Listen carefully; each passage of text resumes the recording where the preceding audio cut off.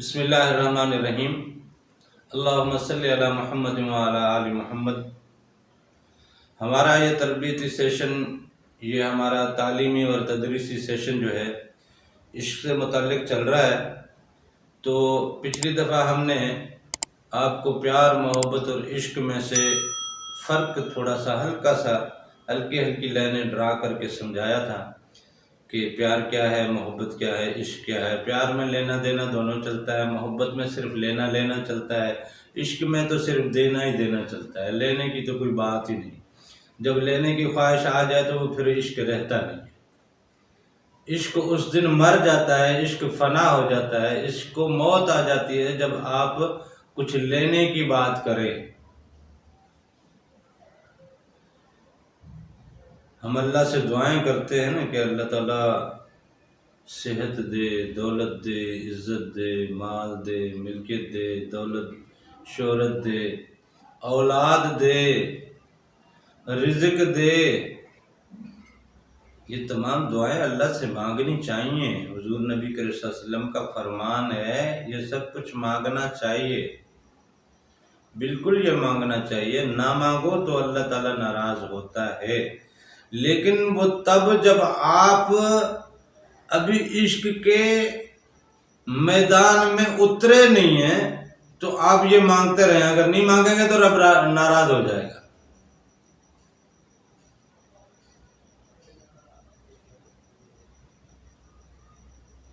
یہ محبت کا میدان ہے،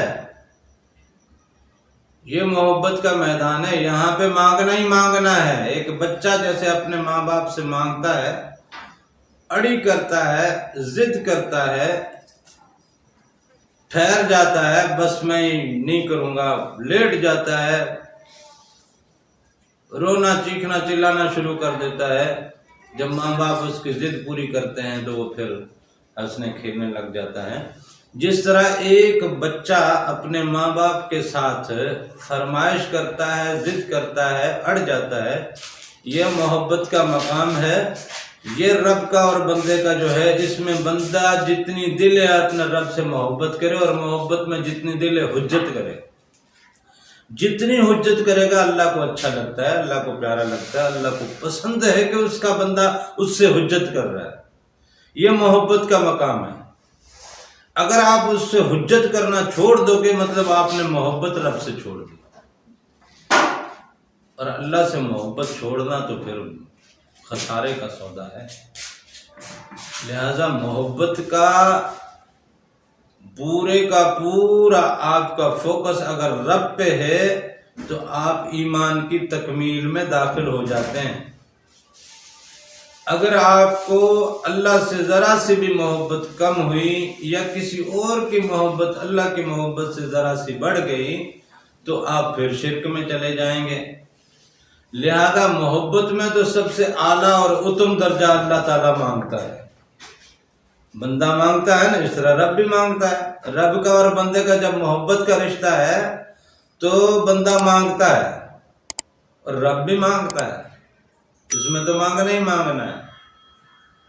رب کہتا میری اطاعت کر، میری فرما برداری کر، میری بندگی کر، مجھے سجدہ کر، میرے حضور حاضر رہ، میرے لیے یہ خرچہ کر، صدقہ کر، خیرات کر، نمازیں پڑھ، حج کر، روزے رکھ، میرے لیے یہ کر، یہ کر، یہ کر، یہ کر، یہ کر، یہ کر، اتنا کچھ اتنا کچھ اتنا کچھ کہ بندہ کہتا ہے کہ میں کروں تو کیا کروں۔